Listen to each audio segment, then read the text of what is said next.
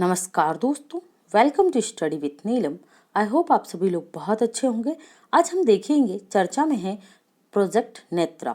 इस प्रोजेक्ट नेत्रा से संबंधित सभी इंपॉर्टेंट पॉइंट को जानेंगे और क्या है इस प्रोजेक्ट का उद्देश्य। चलिए तो शुरू करते हैं लेक्चर मेरे साथ। क्यों है चर्चा में प्रोजेक्ट नेत्रा? अंतरिक्ष मलबे के रूप में अंतरिक्ष में भारतीय संपत्ति के लिए बढ़ते खतरे को देखते हुए इसरो ने, याद रखिएगा डीआरडीओ नहीं है, किसने? इसरो ने रडार और ऑप्टिकल टेलीस्कोप तैनात करके अपने कक्षीय मलबे की ट्रैकिंग क्षमता का निर्माण कर रहा है, जिससे क्या होगा, जो भारतीय अंतरिक्ष एजेंसी इसरो के द्वारा जो उपग्रह छोड़े जा रहे हैं उनको जो अंतरिक्ष का मलबा है उससे सुरक्षा प्रदान की जा सके।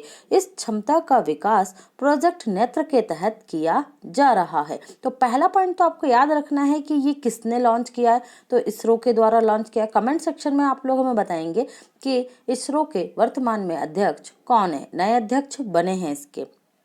ओके, तो यहाँ पर आप इमेज देख रहे हैं और यहाँ पर कई देशों के हजारों सैटेलाइट अंतरिक्ष में पृथ्वी की परिक्रमा कर रहे हैं लोअर अर्थ ऑर्बिट में। इसके साथ ही कई आप छोटे छोटे सेंटीमीटर में ये जो अंतरिक्ष के टुकड़े देख रहे हैं, ये किसी भी उपग्रह के लिए क्या है, बहुत ही ज्यादा खतरनाक है। और अगर पूछा जाए आपसे, विश्व में पहला ऐसा कौन सा देश है जिसने अंतरिक्ष मलबे को साफ करने की जिम्मेदारी ली है, तो याद रखिएगा जापान ऐसा पहला देश है। ओके, जापान इस पर काम कर रहा है और इंडिविजुअली हर देश में इसके ऊपर काम शुरू हो चुका है। यहाँ हम बात करेंगे स्पेशली भारत के नेत्रा प्रोजेक्ट की या इसरो के नेत्र प्रोजेक्ट की।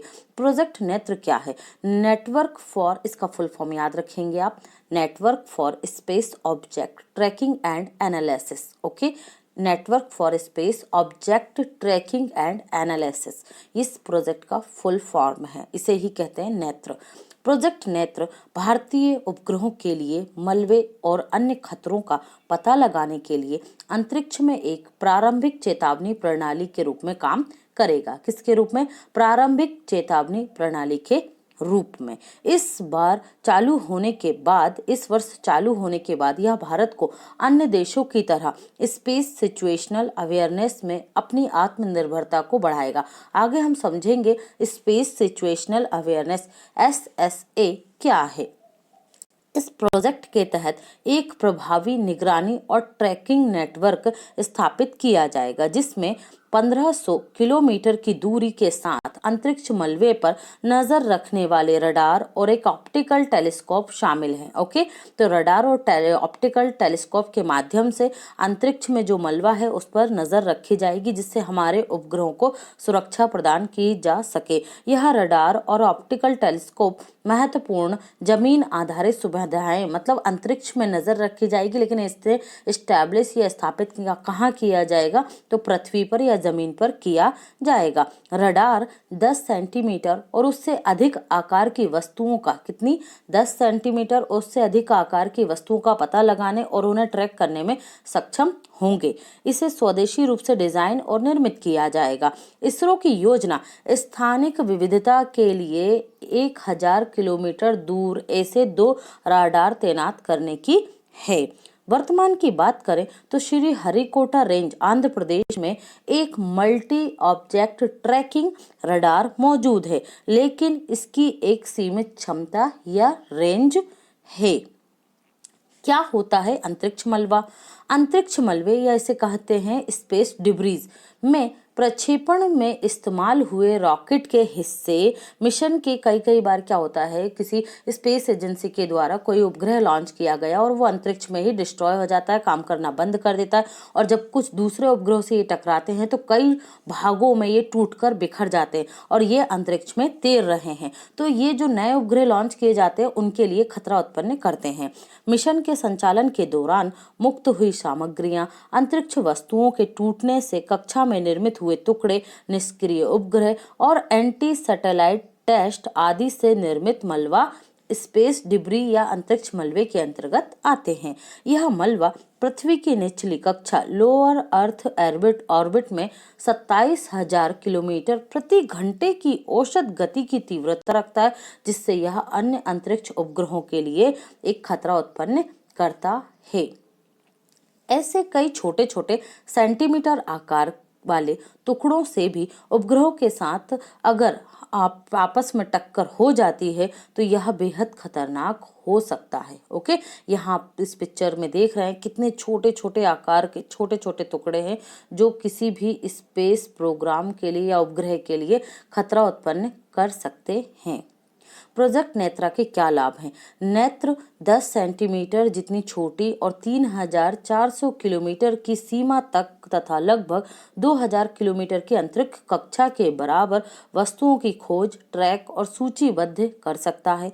इस प्रोजेक्ट के जरिए भारत अंतरिक्ष मलबे पर नजर रखने, उसके बारे में चेतावनी देने और उससे कम करने की दिशा में अंतर्राष्ट्रीय प्रयासों में एक हिस्सा बन सकेगा। मतलब भारत इस क्षेत्र में अपनी अंतर्राष्ट्रीय स्तर पर एक महत्वपूर्ण भूमिका प्रोजेक्ट नेत्र के माध्यम से निभा सकेगा।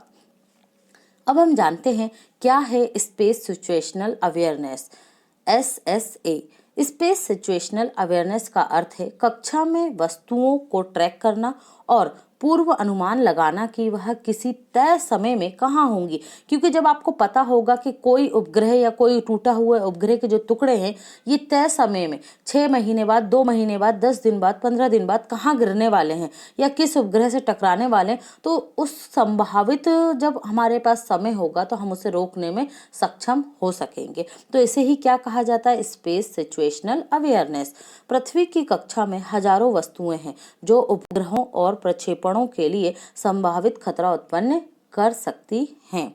इसमें सभी वस्तुओं, चाहे वे प्राकृतिक हों या मानव निर्मित, जैसे उल्कापिंड, उल्का और उपग्रह की गति की निगरानी और अंतरिक्ष के मौसम पर नजर रखना शामिल है। स्पेस सिचुएशनल अवेयरनेस या SSA के कई सैन्य लाभ भी हैं और यह देश की समग्र सुरक्षा, वायु और अंतरिक्ष तथा समुद्री हमलों के खिलाफ देश की रक्षा में एक नया आयाम जोड़ते हैं। यहाँ हमारी अंतरिक्ष संपत्ति और कोर्स मल्टीप्लेयर की सुरक्षा के लिए एक महत्वपूर्ण जरूरत भी है। ओके फ्रेंड्स, तो ये था इसरो द्वारा संचालित किया जाने वाला प्रोजेक्ट नेत्र। ओके, आई होप आप समझ चुके होंगे और अगर आपको पूरा टॉपिक समझ में आता है तो इसी टॉपिक के आधार पर आपसे क्वेश्चन पूछा जा रहा है आपकी समझ और अभ्यास के लिए, तो आप इसका आंसर जरूर करें। हाल ही में समाचारों में चर्चा में रहा प्रोजेक्ट नेत्र निम्न में से संबंधित है किससे? समुद्री सुरक्षा से, सीमा सड़क सुरक्षा से, अंतरिक्ष मलबे से या मोतियाबिंद से संबंधित ऑपरेशन से। आपके पास ये चारों ऑप्शन है। आप अपने राइट आंसर कमेंट सेक्शन में बताइए और जो राइट आंसर करेगा उसे हम लाइक करेंगे जिससे अन्य लोगों को पता चल सके कि राइट आंसर क्या है। Okay friends, I hope lecture आपको पसंद आया होगा। पसंद आता है तो एज यूजुअल आपको क्या करना है? वीडियो को लाइक करना है, ज़्यादा से ज़्यादा अपने स्टडी रिलेटेड ग्रुप में इसे शेयर करना है और अगर आप हमारे चैनल पर पहली बार आए तो फटाफट से हमारे चैनल को सब्सक्राइब कर लीजिए। Thanks for watching and take care.